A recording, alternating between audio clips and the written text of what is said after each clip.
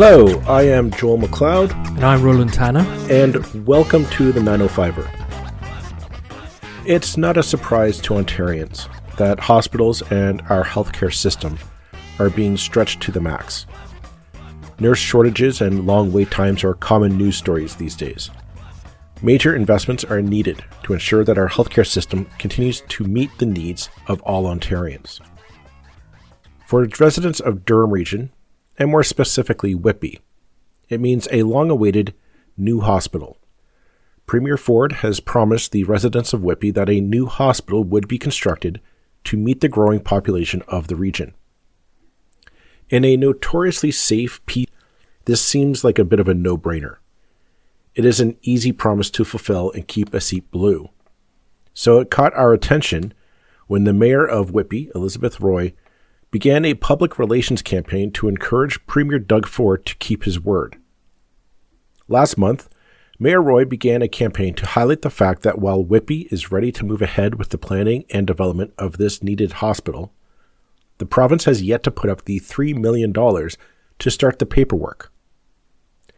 As you can imagine, hospitals do not magically pop out of the ground and build. So the sooner the process is started on the building of a new hospital in Whitby, the sooner it will be done. So why is Premier Doug Ford dragging his heels on fulfilling this promise he made to the residents of Whitby years ago? And why did Mayor Elizabeth Roy believe she had to put this kind of campaign pressure on the Ontario government to revisit the issue? For those questions and more, we have invited onto the podcast Mayor Roy to discuss the matter. Now, I also want to take a moment to introduce a new feature for this podcast. Recording exclusively for you. Normally, once our episode is finished recording, Roland and I will continue to chat about the topic that we've covered, our thoughts on the broader topics and issues it may have raised, something we thought about after the fact and didn't have a chance to talk about it in the episode, or just tangents that we like to explore based on the episode that we've recorded. Rather than delete this, we've decided to package it up and put it together exclusively for you. We are tentatively calling it 905er Extra Minutes, and it is only for our paid subscribers as a way of saying thank you for the support. Look for an email in your inbox with the link to listen on our website. And if you are not a subscriber and you would like to listen, well, you can sign up for only $5 a month or for $50 for a year on our website, 905er.ca, or through the link in our show notes. Hi, I'm Emily Roger, and I host a leadership show called The Boiling Point with my co-host, Dave Vale. Together, we sit down with trailblazing entrepreneurs, thought leaders, and movement makers who are driving meaningful change in our world. The show is all about exploring the lives and perspectives of leaders who are making a difference. Join us for insightful conversations that challenge the status quo, spark new ideas, and inspire you to take action. Find us on Apple, Spotify, YouTube, or at boilingpointpodcast.com.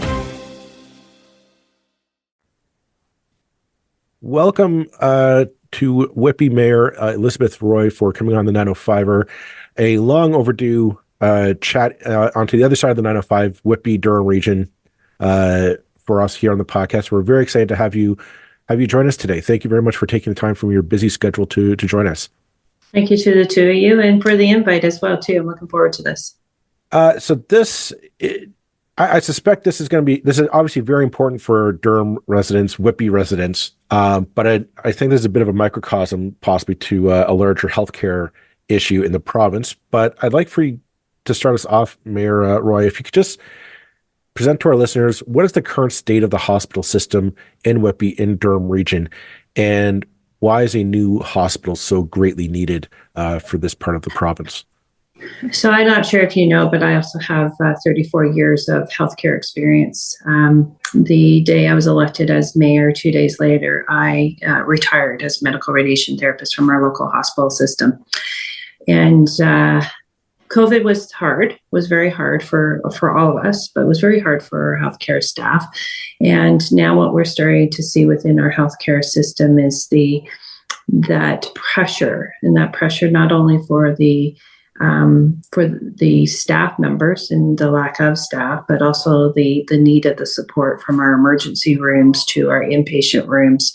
And as we're looking at the housing crisis that is starting presently at this point in time, and the growth numbers that we're being asked to put into place by 2031. So for instance, in Whitby, we're looking at 18,000 new units. So that's in Whitby alone. Across the region of Durham, we're going to see approximately almost a doubling of our population. We are the fastest growing region in Canada at this present time. And we're anticipating by 2041 that Lakeridge Health alone will require 1,793 more beds, at least right now at this point in time. We're seeing waits within our emergency rooms of up to 12 to 14 hours. The provincial average should be 4 to 5. And I know that's also across like where you are at too. It's you have factors that are affecting your emergency rooms, and it is provincial and a national crisis that we're facing. But as we grow, we know that the infrastructure supports need to be in place. Healthcare is a big part of it. We know that with our aging population, healthcare needs to grow. We need to have that support in place.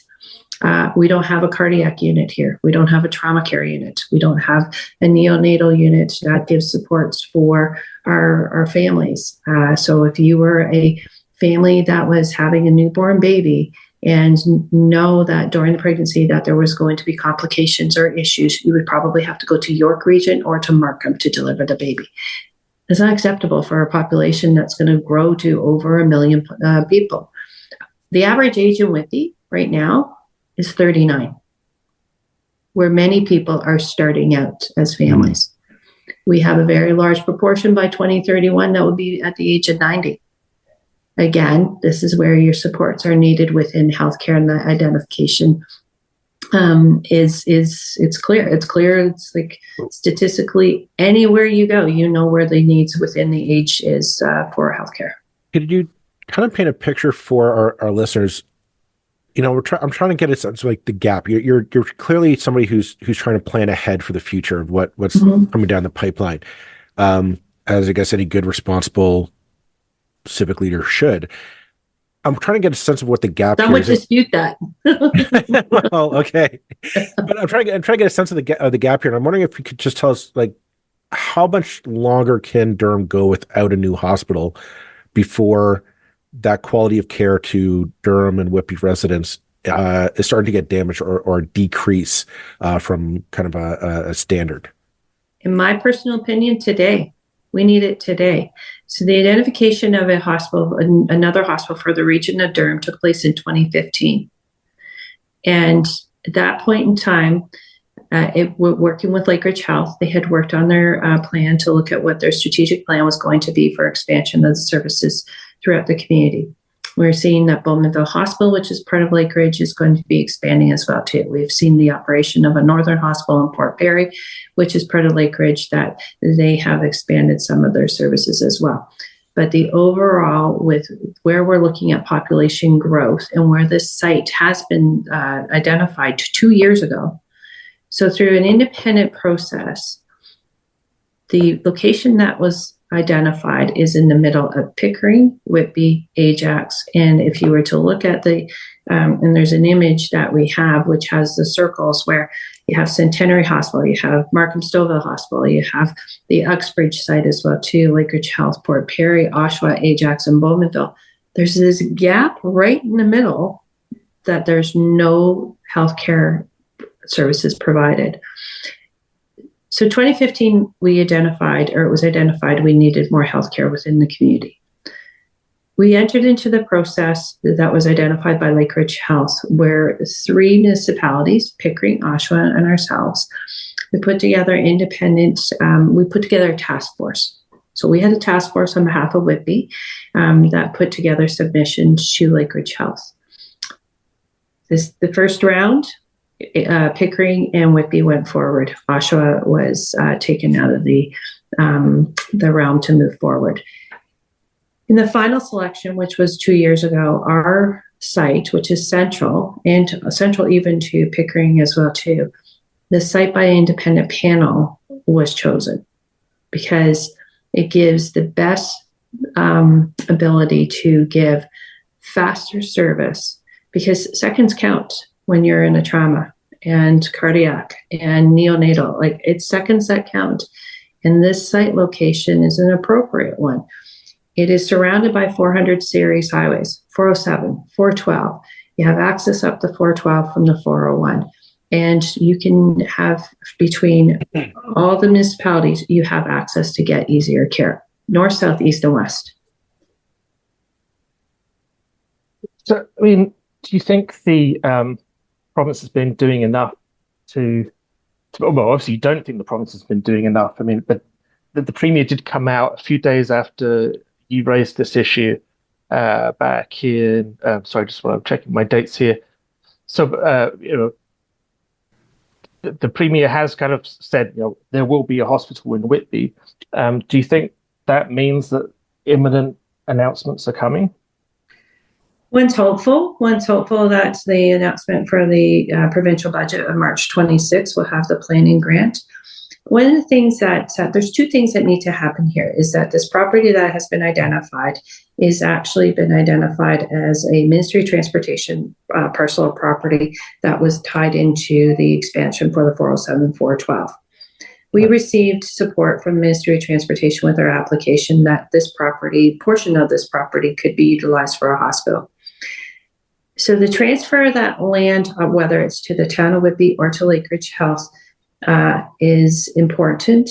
But we also know, first and foremost, the planning grant, which is of $3 million, needs to be put into place for the community as a whole, for Lakeridge Health to plan for what this hospital will be. We're still expected to raise within the community, and not just Whitby, but all of the region of Durham, is expected to raise a community component to this capital campaign. The last hospital that was built in Ontario cost approximately $1.7 billion. So that's a very substantial amount of money that we need to start working towards. It takes about 10 years to build a hospital, but we still need to start working on the fundraising for this as well too. I've had conversations with many seniors in the senior homes, and when I've stated that it's the length of time of 10 years that it will take to build this facility, many have commented, even as of last week, we won't be alive. But we are here to give that support for our grandchildren. And Joel and I can speak some experience. I mean, I guess well over a decade ago now, the previous Liberal government announced a major expansion in Burlington, and certainly it took a decade to actually to go from the announcement, which was in, I think, when was that, Joe? About 2012, something like that. Right, about that. So shovels in ground was a long process. I mean, what we're actually talking about here is actually, you're not actually asking for a major financial commitment from the province right now, but you're asking for $3 million to do the planning, and for land that's sitting in the government's hands, not doing very much, to be transferred to Lakeridge Health. Yeah. I think that's important to grasp here. They're not actually saying build a hospital or else. You're saying let us proceed with the process of planning a hospital. Is that right? That's correct. And even while we can sit there and say this is $3 million and we can say it's a parcel of property, ultimately, and I do understand this is the future capital commitment of whatever. It could be $2 billion we're talking about for the building of this facility, probably more.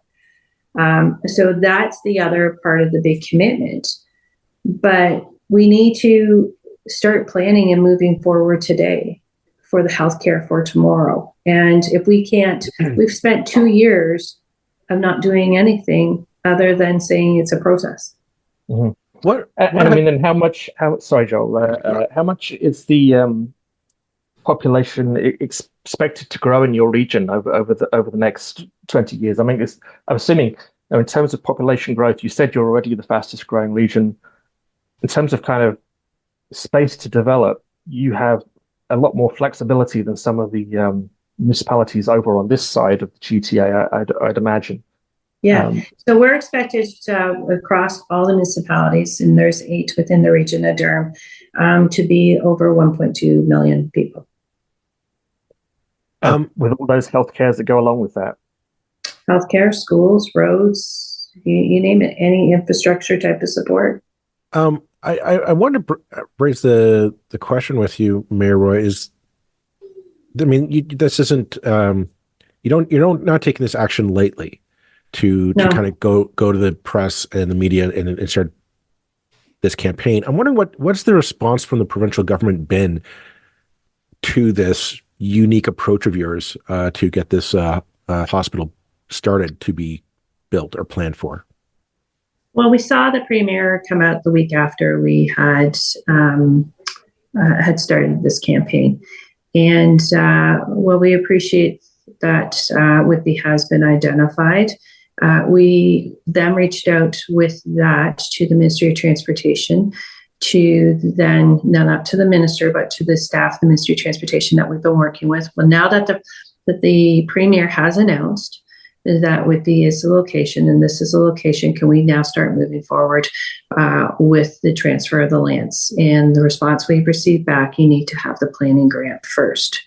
I do have a meeting tomorrow morning again with our local MPP. And even so, to be fair, prior to the commencement of this campaign, notification was sent out to our MPPs locally as meetings were held with our local MPP to let them know this is what was going to take place. And to date, we have not had any further feedback to say that things are positive, that we'll see it in the March 26 budget. It's somewhat been a little quiet. And the other part of this, though, too, is that I've heard, and not directly from individuals, but I've heard that, this is all about party politics. This has got nothing to do with party politics. This is about the community and the healthcare needs of our community.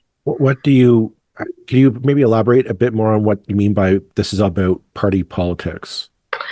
So my impression is that, it's nothing to hide. I have ran for the Liberals before.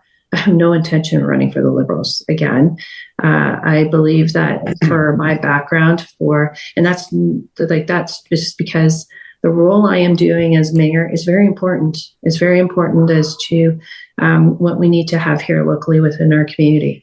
And I will say that my past 34 years within healthcare, but also 27 years as a politician here locally, Whitby needs a lot, and it's being able to step up to say what we need.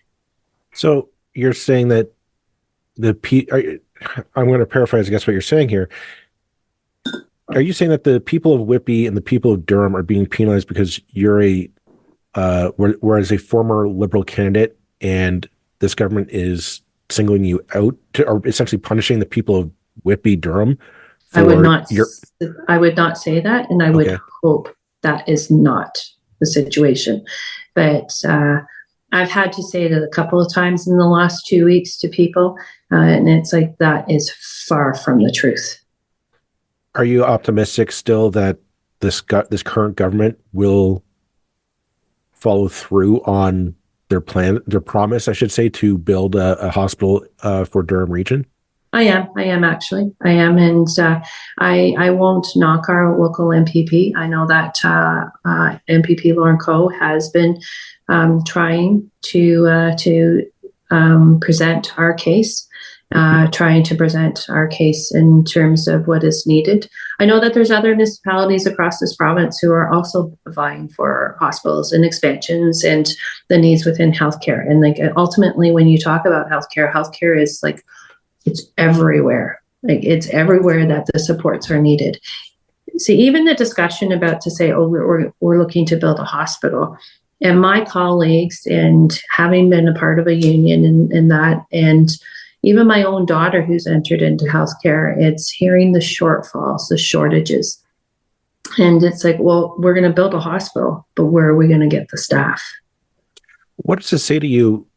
The Auditor General reported it not too long ago that there's a unaccounted for 2.1 billion with a B surplus sitting in government coffers.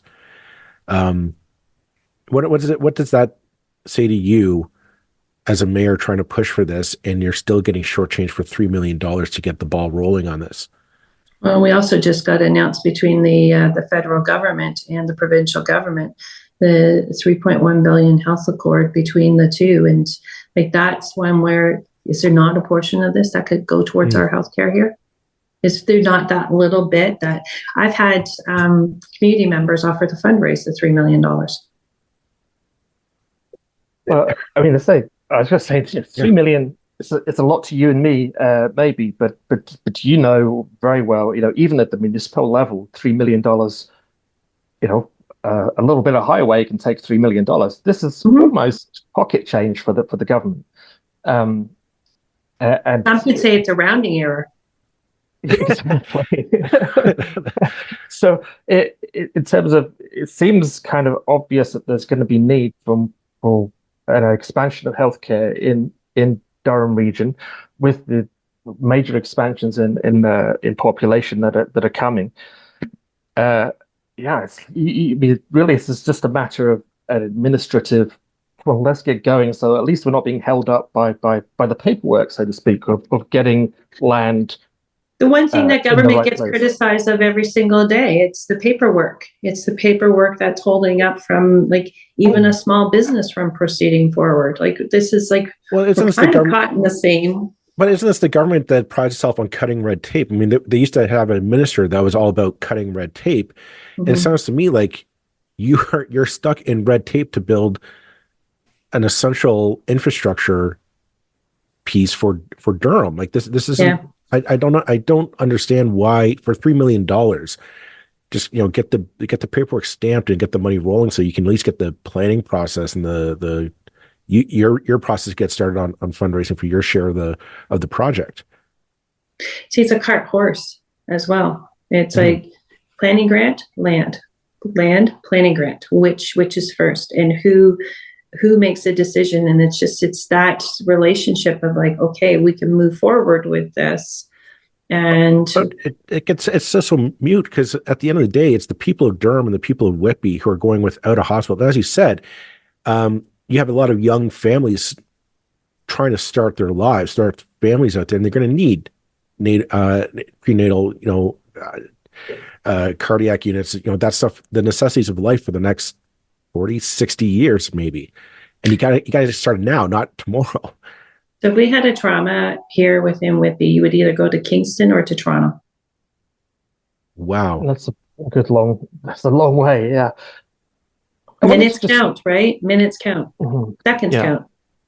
Also, money that can't be cut. That can't be cheap to send somebody to Kingston from Whitby.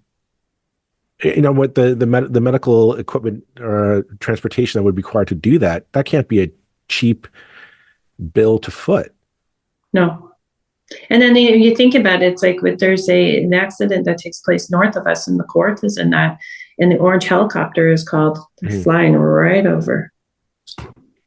I wanted to sort of take the conversation in a slightly different direction. I mean, obviously, you made it clear you're keen to have a hospital, and you're aware of the financial implications of that.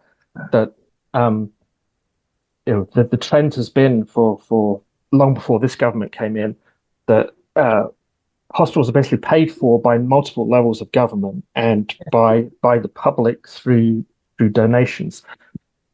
Do you actually think that's right? I mean, the people responsible for healthcare is the provincial government. Do you think it's right that they basically have got to this situation now? And I'm raising this to an extent because it's been an issue in Hamilton of late, that it's like, okay, the community is expected to cough up this. The city is meant to take, and your budgets are not exactly loose. You don't have money just floating around.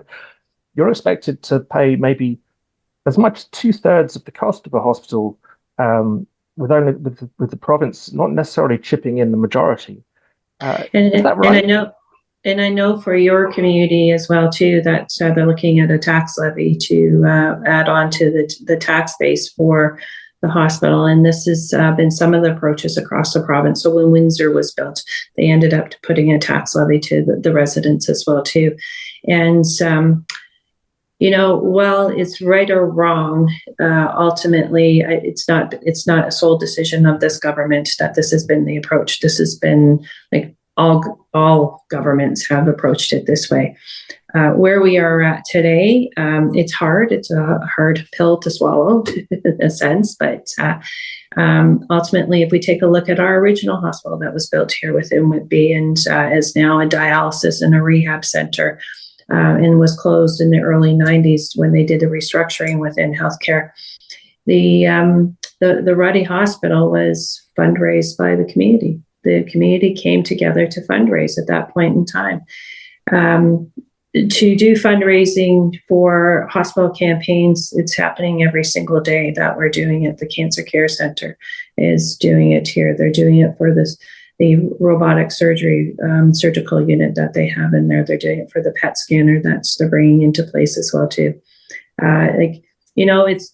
Is it coming out of my right pocket or my left pocket, and which pocket is it coming out of? And it's determining that where we need to look at how we break this down. And we've actually had this request also to the federal government and to the provincial government, not only through the group of mayors and that, but I know the Association of Municipalities of Ontario has also recently just reached out to the provincial government to take a look at how our structure of funding is in place. And I say that to the region of Durham, so we're two-tier here within the region. So we have Whitby at the local level, and the region of Durham is at the upper tier, so the regional level. And I sit on health and social services. And we're right now going through the budget process for the region of Durham. And when we take a look at the breakdown of how we're dealing with housing and homelessness, we're dealing with healthcare, we're still back into the 2018 funding formula for the supports for our community members. Or it's like, where the region has just taken on the responsibility, we need to do this. So we have just shifted things around for homelessness, and whether it's through some of the reserves that have been in place, or just like altering our programs of how we're going to give the supports, because the supports need to be there. So it's really truly identifying. And I know that the mayor of Guelph did this, and he actually called it the pill. So it's identifying within the budget, what is your tax base and what are your residents expected to pay for? What is at the provincial level that is being paid for out of the tax base, and what's at the federal level? So truly identifying where the responsibilities are in place. We need to have a full evaluation. I was going to say your statement there kind of presented me with two questions to you. So I guess the first one I'd ask you is, you mentioned housing and your supports for people, low income people. I'll generalize it that way. I'm wondering if this process of trying to fight for essentially pennies of the provincial budget to help get this done, has this damaged your relationship with the provincial government going forward to ask for supports or services for other necessary services that the Whitby and the region of Durham are expected to provide? I don't think so, but it is, and I know it's not only us, because it's when I come together with the other mayors and speaking to the municipalities as well. When we take a look, and I'm only just into my first year now. I've been on Whitby Council since 2006. This is my first year with mayor, and I was on the school board prior to this as well too. And there always seems to be that it's the having to always have to ask and have to always to vie for what our community needs as a whole. And do I think it's more so now? I do, but I also think there's more pressures that are being applied across all of our communities. Did I think that 2 years ago when I made the thought about the running for mayor that homelessness was going to be as bad as it is today? Never in my thoughts would I think that our food insecurity would be as bad as it is, that we're looking at funding to having a food pantry put into one of our, like not into the arena, but abutting to our arena for individuals who are working and having an after hours and weekend food pantry opening up as well too. I thought I'd be talking about economic development. I thought I'd be talking about growth in our community, but primary conversations are about how are we dealing with encampments? How are we dealing with the lack of infrastructure, such as schools? We have 900 students in a new area within Whitby, which is to the west end of Whitby, which has been built like since I essentially moved to Whitby in 1993, that we were planning this area out. We are now 900 students outside of schools in portables, and they're being bussed out of this community. Your comments kind of are a great segue into the second question I had for you was that hearing you talk about your Whitby's problems, woes, I hate to say, but like you're not that unique across the 905. And it's a question we ask every other mayor that we have on this podcast. And so I'm going to put it to you because I don't want you to feel left out. Are you and other mayors kind of fed up with this kind of these monumental problems that your municipalities are faced with solving, but you're not given the resources, you're not given the financial tools to adequately address it, to really make it a problem? And I'm wondering, basically, are the mayors of Ontario, especially the 905, starting to get fed up with getting all the problems of Ontario dumped on your shoulders, but you have none of the tools to fix them? I would say yes. That is, in each one of us have our own, even within the region of Durham, we each have our own little differences between each other. Like I know for Oshawa, it's the opioid crisis, it's the homelessness that is there, and we're starting to see that within Whitby as well too. But I also know that for within Whitby and the growth and the challenges has been around infrastructure. We have an area within our new area, Brooklyn, where we have no power, we have no electricity. Wow! And we just need an extension cord to help us to build that area up. Wow! I mean, it's something that we've come back to since we began this podcast in 2020. Something that just comes up again and again is the expectations that are put onto municipal governments, and yet also the limited power that even with new so-called strong mayor powers and things like that, the limited powers you have to certainly financial tools, you're very limited. You've got a kind of single tax really that you can call on.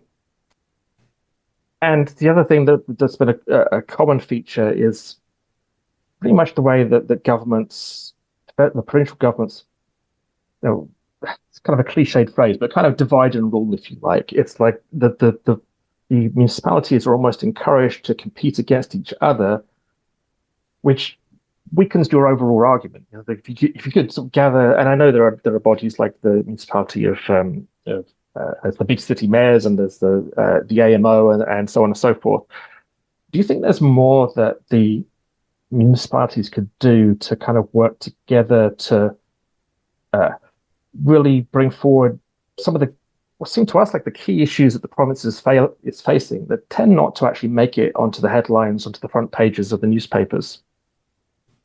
So I when I came on as mayor, I started reaching out to other municipalities and to other mayors to go and meet and to understand what are you dealing with? How are you dealing with it?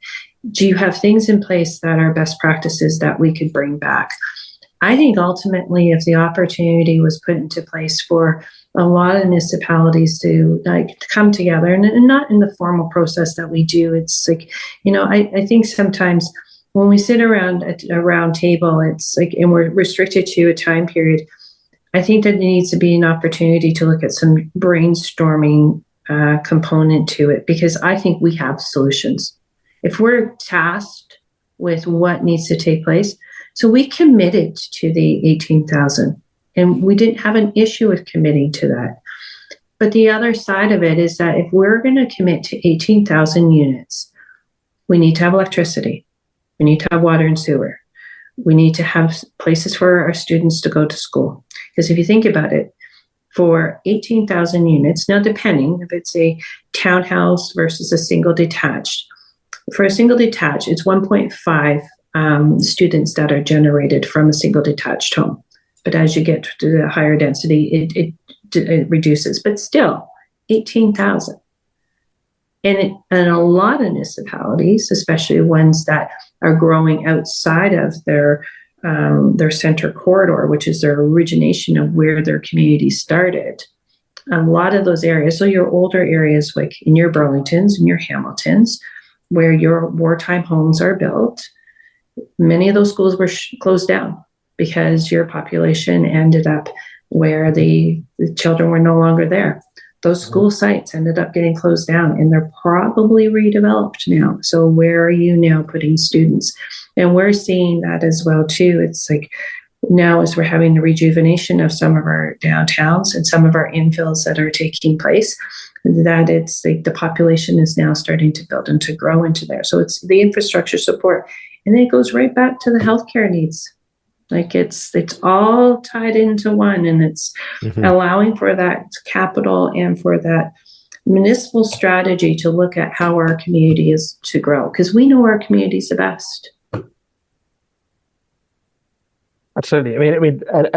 You mentioned the sort of commitments that you're asked to make on a development front to the province, while the province has not made the equal commitment on the other side to make sure that they're providing what you need to provide hydro and sewers and the rest. I mean, we spoke to Mayor Taylor from Newmarket a couple of months ago, and I think he was alone, and correct me if I'm wrong, alone of the sort of mayors who were able to sort of take the stronger powers to actually sort of reject them and say, I'm not going to sign on to this commitment because you're not providing what I need to actually get it done. I'm making a commitment I cannot fulfill. Do you feel you're in a similar place where you're being asked to being put under enormous pressure to make commitments without actually having the resources you need to fulfill them? So we all need the resources to be able to fulfill. And, if we were even to take a look at those municipalities that had actually, even within the first year, have met their targets for this year, I would do a comparable to take a look at the stats between the two. Is that the same proportion of increase between each municipality that is expected? And how is each municipality evaluated in terms of what that target looks like in terms of the achievement of it? It's apples and oranges. I see we're coming up on our time for this episode, but I think I want to tie it back to the initial reason why we had you on. And we're having you on the end of this campaign that you're undergoing to put pressure on the provincial government to fulfill their end of the promise that they made to Whitby and Durham. What's next? Where do you go from here, Mayor Roy? What happens tomorrow? Well, I'm hoping that we keep the conversation going, and I'm hoping that it's not only just about me that's sharing the needs for the supports for healthcare. We've had over 3,000 residents who have signed or have shared their stories. And we're hearing some really sad stories out there, and we want to have that continued on to move forward. I'm hoping March 26th is a very positive one for our community, and it's not just about the community of Whitby, it's about the region of Durham and beyond, and making sure that the healthcare needs are here to give the support. What will March 26th be if it's not there? Well, disappointing. I do know that within the process for a planning grant, that the process that's outlined within the province, that a planning grant can be announced at any point in time, but generally it is tied to their budget. I would imagine with our own budgets that at the local level and at the regional level, we know what our budget is today, and I'm hoping that we'll be finding out that the planning grant will be announced within this budget. Okay, well, let's leave it at that for this. We'll keep an eye on what happens in Whitby, and Best of luck to you and to the residents of Whitby on getting a badly needed hospital built in your backyard. Thank you very much, Mayor Roy, for your time, and take care. You too. Thank you very much. I'm Matt Kundle, host of the Sound Off Podcast, the show about podcast and broadcast. Since 2016, we've been speaking with amazing people who have populated your ears for decades. Legendary broadcasters, research wizards, talent experts, podcasters, voice talent. Almost 400 stories, all for free. Subscribe or follow the Sound Off Podcast on Apple Podcasts, Spotify, Amazon Music, or at soundoffpodcast.com.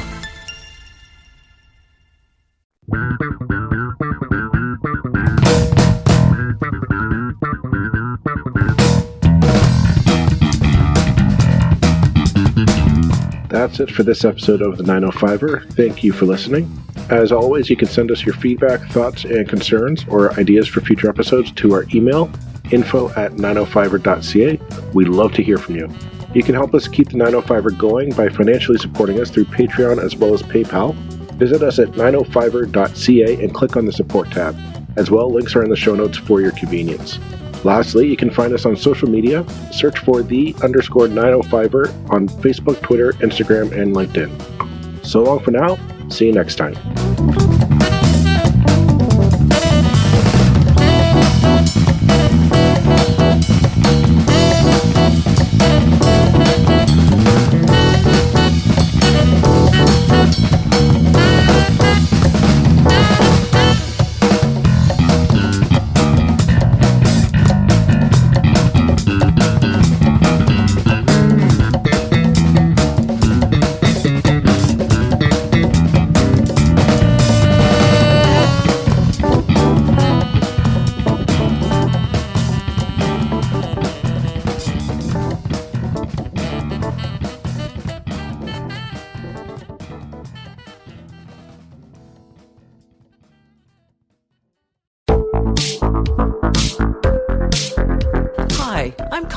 The host of Broadcast Dialogue, the podcast. We focus on Canada and the challenges facing Canadian radio and TV, as well as highlighting those moving the industry forward from podcasting and streaming to new broadcast tech. Check us out at broadcastdialogue.com or your favorite podcast app.